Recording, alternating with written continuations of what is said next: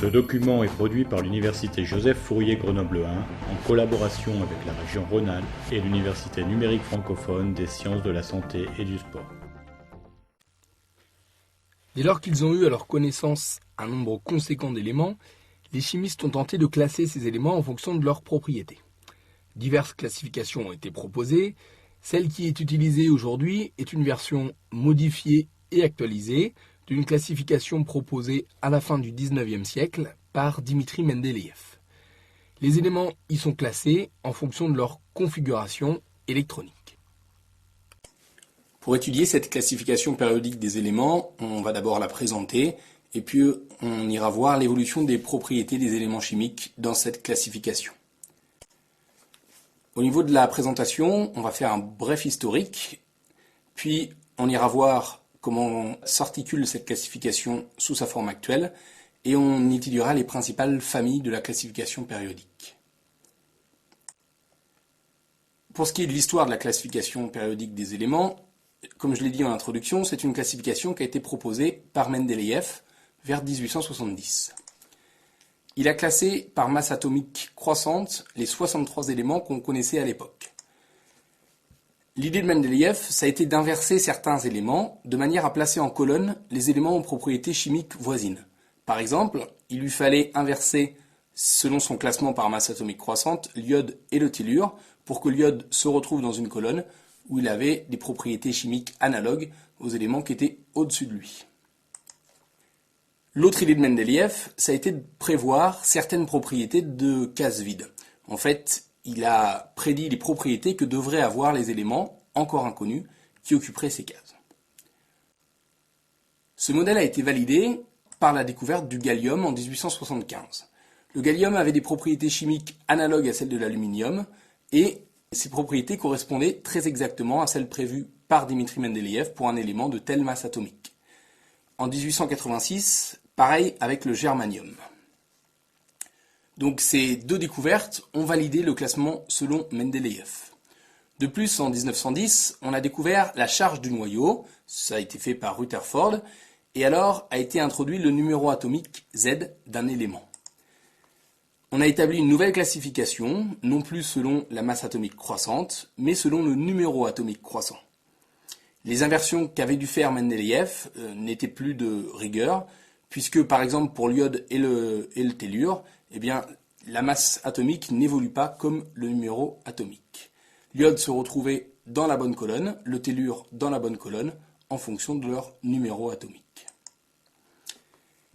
Classer par numéro atomique croissant, ça revient à classer en fait selon la configuration électronique des atomes. Et donc c'est la base de la classification périodique des éléments sous sa forme actuelle. Comment est organisée la classification périodique des éléments sous sa forme actuelle ? Chaque ligne ou période de la classification est associée à un nombre quantique n. La nth ligne débute par le remplissage de l'orbital ns et se termine lorsque la sous-couche np est remplie. Autrement dit, la ligne d'un élément, c'est le plus grand nombre quantique principal n qui apparaît dans sa configuration électronique. Chaque colonne ou groupe de la classification rassemble les éléments de même configuration électronique de valence.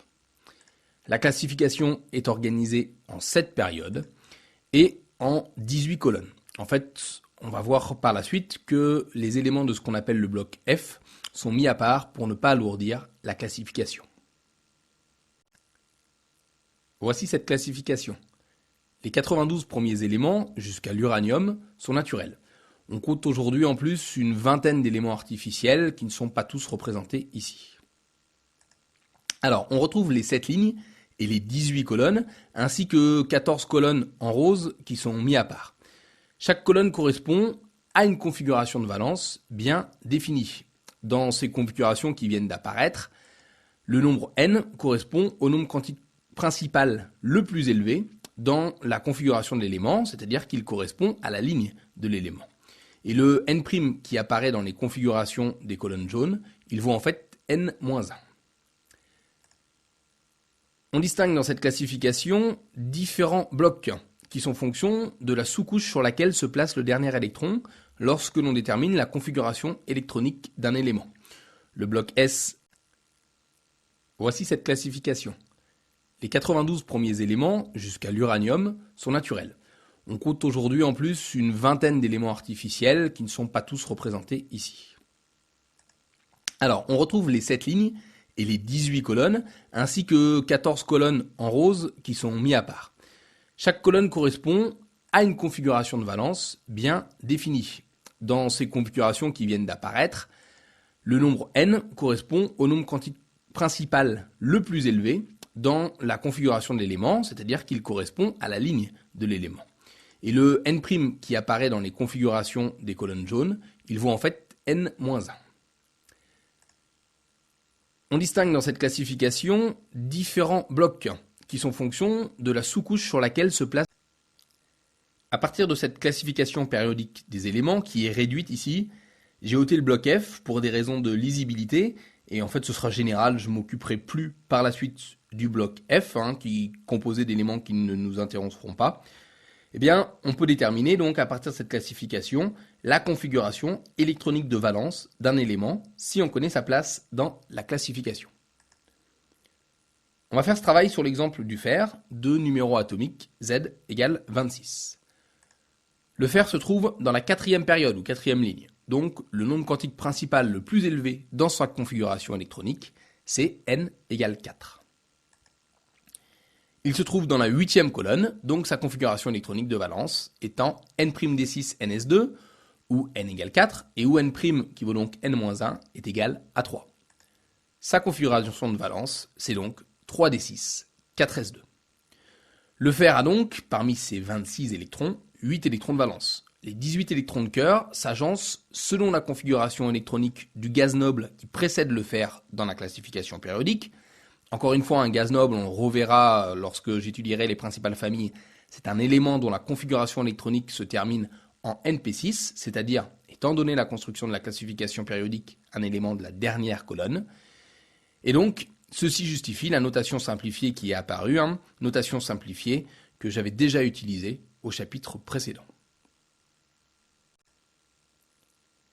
Si on peut trouver, à partir de la place d'un élément dans la classification, sa configuration électronique de valence, le plus souvent, on vous demandera de faire l'inverse, c'est-à-dire de trouver, à partir d'une configuration donnée, la place d'un élément dans la classification.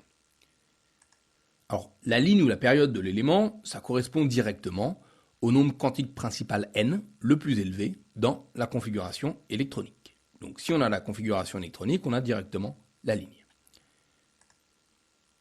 Comme les colonnes sont organisées selon les configurations électroniques de valence, on retrouve le numéro de la colonne d'un élément à partir de son nombre d'électrons de valence. Pour des éléments du bloc S, le nombre d'électrons de valence, que je note grand N indice V, donne la colonne. C'est la même chose pour les éléments du bloc D. Pour le bloc D, la sous-couche D est en cours de remplissage et les électrons D sont alors des électrons de valence. Alors, une remarque, on peut discuter sur la 12e colonne de la classification, qui est la dernière du bloc D, c'est-à-dire celle des éléments de configuration de valence en n-1 d10 ns2. Si on peut trouver, à partir de la place d'un élément dans la classification, sa configuration électronique de valence, le plus souvent, on vous demandera de faire l'inverse, c'est-à-dire de trouver, à partir d'une configuration donnée, la place d'un élément dans la classification. Alors, la ligne ou la période de l'élément, ça correspond directement au nombre quantique principal n, le plus élevé, dans la configuration électronique. Donc, si on a la configuration électronique, on a directement la ligne. Comme les colonnes sont organisées selon les configurations électroniques de valence, on retrouve le numéro de la colonne d'un élément à partir de son nombre d'électrons de valence. Pour des éléments du bloc S, le nombre d'électrons de valence, que je note grand N indice V, donne la colonne. C'est la même chose pour les éléments du bloc D. Pour le bloc D, la sous-couche D est en cours de remplissage et les électrons D sont alors des électrons de valence. Alors, une remarque, on peut discuter sur la 12e colonne de la classification, qui est la dernière du bloc D, c'est-à-dire celle des éléments de configuration de valence en n-1 d10 ns2. Dans la classification périodique, il n'y a pas d'évolution prévisible des propriétés avec Z. Par exemple, le fluor de numéro atomique 9 est extrêmement réactif, alors que l'élément qui le suit dans la classification, le néon, avec Z égale 10, est lui inerte. Les propriétés chimiques sont par contre analogues dans une colonne, et ceci provient du fait que dans une colonne, la configuration de valence est la même, et que, comme on l'a déjà mentionné, les électrons de valence sont ceux responsables des propriétés des éléments. Alors une petite remarque sur l'hélium. L'hélium, c'est l'élément de numéro atomique 2, et donc il est de configuration électronique 1s2. Il devra appartenir au bloc S. L'hélium est pourtant classé dans le bloc P, du fait de propriétés chimiques strictement analogues aux éléments de la dernière colonne. Dernière généralité sur la classification périodique des éléments, avant d'aller regarder de plus près quelques colonnes remarquables. Alors sur cette diapositive, je vais donner beaucoup d'informations qui releveront plus de votre culture scientifique que de choses que l'on exigera de vous au concours, mais ça facilitera mon propos par la suite avec les choses que je vais mettre en place ici. Alors ce que j'ai représenté ici, ce n'est plus la classification périodique des éléments. J'ai remplacé les éléments par leur corps simple le plus stable, à température ambiante et sous une pression atmosphérique classique. Alors qu'est-ce qu'un corps simple? Un corps simple, c'est un corps qui n'est composé que d'un seul type d'atome. Les corps simples associés aux éléments chimiques peuvent être monoatomiques. Donc je cite ici l'exemple du fer ou de l'hélium. Alors je cite le cas du fer, mais plus généralement, tous les métaux qui sont représentés en gris dans les cases grisées sur cette diapositive sont monoatomiques. Les métaux, sans que vous ayez à connaître cette définition, ce sont des corps simples qui possèdent des propriétés optiques, électriques et thermiques particulières. Propriétés optiques, c'est leur éclat métallique. Électrique et thermique, c'est le fait qu'ils soient conducteurs à la fois d'électricité, à la fois de chaleur. Alors, vous trouverez dans ces cases grisées les métaux qui vous sont familiers, l'aluminium, le chrome, le fer, le nickel, le cuivre, le zinc, l'or, l'argent, etc., etc. Les corps simples, ils peuvent également être diatomiques. Alors c'est le cas par exemple du dihydrogène H2, du dioxygène O2, du diazote N2, du difluor F2. Dernière généralité sur la classification périodique des éléments, avant d'aller regarder de plus près quelques colonnes remarquables. Alors sur cette diapositive, je vais donner beaucoup d'informations qui releveront plus de votre culture scientifique que de choses que l'on exigera de vous au concours, mais ça facilitera mon propos par la suite avec les choses que je vais mettre en place ici. Alors, ce que j'ai représenté ici, ce n'est plus la classification périodique des éléments. J'ai remplacé les éléments par leur corps simple le plus stable, à température ambiante et sous une pression atmosphérique classique. Alors, qu'est-ce qu'un corps simple? Un corps simple, c'est un corps qui n'est composé que d'un seul type d'atome. Les corps simples associés aux éléments chimiques peuvent être monoatomiques. Donc je cite ici l'exemple du fer ou de l'hélium. Alors je cite le cas du fer, mais plus généralement, tous les métaux qui sont représentés en gris dans les cases grisées sur cette diapositive sont monoatomiques. Les métaux, sans que vous ayez à connaître cette définition, ce sont des corps simples qui possèdent des propriétés optiques, électriques et thermiques particulières. Propriétés optiques, c'est leur éclat métallique. Électrique et thermique, c'est le fait qu'ils soient conducteurs à la fois d'électricité, à la fois de chaleur. Alors, vous trouverez dans ces cases grisées les métaux qui vous sont familiers, l'aluminium, le chrome, le fer, le nickel, le cuivre, le zinc, l'or, l'argent, etc., etc. Les corps simples, ils peuvent également être diatomiques. Alors c'est le cas par exemple du dihydrogène H2, du dioxygène O2, du diazote N2, du difluor F2. Dernière généralité sur la classification périodique des éléments. Nous allons voir maintenant les principales familles que l'on retrouve dans la classification périodique, c'est-à-dire les principales colonnes. On va commencer par les familles du bloc P et par la 18e colonne, c'est-à-dire la dernière colonne de la classification. C'est la colonne des gaz nobles, anciennement appelée gaz rares. Alors gaz noble, terminologie que j'ai déjà utilisée allègrement dans les chapitres précédents. Je rappelle pour cette colonne la position remarquable de l'hélium, qui malgré sa configuration est considéré comme un gaz noble. Tous les gaz nobles sont des gaz monoatomiques et leur particularité est leur quasi-absence de réactivité. Le fait de posséder une sous-couche P remplie leur confère une stabilité très importante. On va voir par la suite que les éléments cherchent, en formant des ions ou en se liant à d'autres éléments dans les molécules, à se rapprocher de la configuration électronique des gaz nobles pour gagner en stabilité. La 17e colonne de la classification périodique est la colonne des halogènes. F est le fluor, Cl le chlore, Br le brome et I l'iode.